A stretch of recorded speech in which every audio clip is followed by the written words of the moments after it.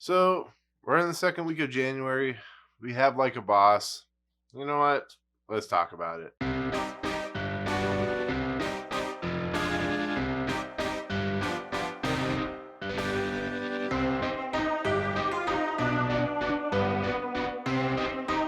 What's up, guys? Welcome to Movie Emporium's movie review of Like a Boss, the newest film from director Miguel Arteta, and it stars Byrne, Tiffany Haddish, Salma Hayek, Billy Porter, and Jennifer Coolidge. So, I have a confession. This movie is literally not for me. It never was, never could be, because it's just not my type of movie. It doesn't mean it doesn't have its moments of funniness, but it is about Mel and Mia, who are played by Byrne and Tiffany Haddish. They're like lifelong good friends. They run this beauty shop, but of course, as these things do, they're like way in debt. So who comes along but the character played by Salma Hayek, and she's a mogul in the industry, but she has evil, nefarious plans, and she's going to try and break up this group so she can own a stake of their company, like a majority stake. And that's basically the story. It's about how people who have lifelong friendships. You have the one character, the Byrne character, who's always kissing the person's ass. You have Tiffany Haddish, who's doing Tiffany Haddish, so she's vulgar and she's over the top, and she doesn't agree with anything that Salma Hayek's character is saying. And then you have like Billy Porter, who is the stereotypical gay friend who is over the top and outlandish, and is actually the pretty decent part about this movie. And then you have Jennifer Coolidge, who is doing exactly what Jennifer Coolidge is known for. And so we got a basic story of these two having to deal with their problems, having to deal with overcoming the problems that they have. And it's a typical movie. You've seen this storyline a billion times. You know exactly how it's going to play out. You know exactly how it's going to end.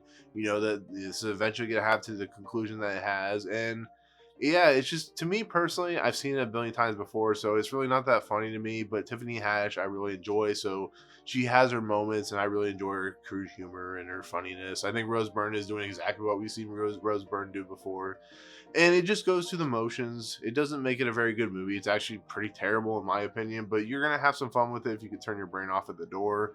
The characters in this movie are doing what they are designed to do by the storyline.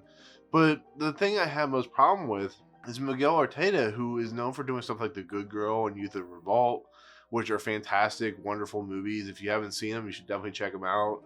But this looks like a movie that he was offered because they couldn't find anybody else to do it. He was offered a paycheck. He's like, I'm going to take that paycheck so I can keep working in Hollywood.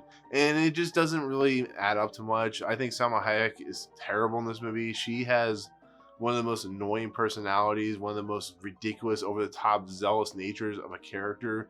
And her distraction with her white teeth is the most distracting thing I've ever seen in my entire life. It actually makes her character worse than she already is, because she's playing the villain, but she's like playing that like Bond villain with some weird like issues. You know, Salma Hayek deserves better than this. She deserves to do better than this. And this is just, it's not good. It's awful, and it just doesn't make any sense. But you know what? It is what it is. I think this is a movie you could take a date to and watch it. I think this is a movie that girls could go out and have a good time with, because it's not the worst thing you'll ever see. It's not the best thing you'll ever see. It's a January movie, so I didn't expect very much out of it, and I got exactly what I expected. I laughed a couple times, and most of the time I just went, whatever, it's another movie. So, but that's all I pretty much have to say on it. It's really just going through the motions of every other story you've seen in this.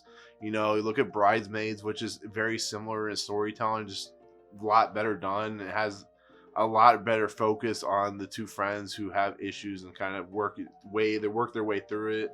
And the fact that they're dealing with beauty lines and stuff like that will really get to a certain subset of the culture. But you know what? For a January movie, it is what it is. So, anyways, that's my take on Like a Boss.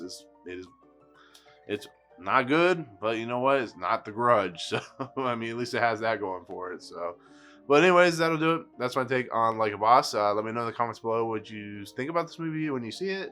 Let me know if you enjoy these types of movies, what you think about, the whole storyline. Hit the subscribe button, join Movie Emporium, hit that notification bell at the top to find out what's coming next, and comment below on any video that you watch on my channel. Sorry I wasn't more excited or disappointed.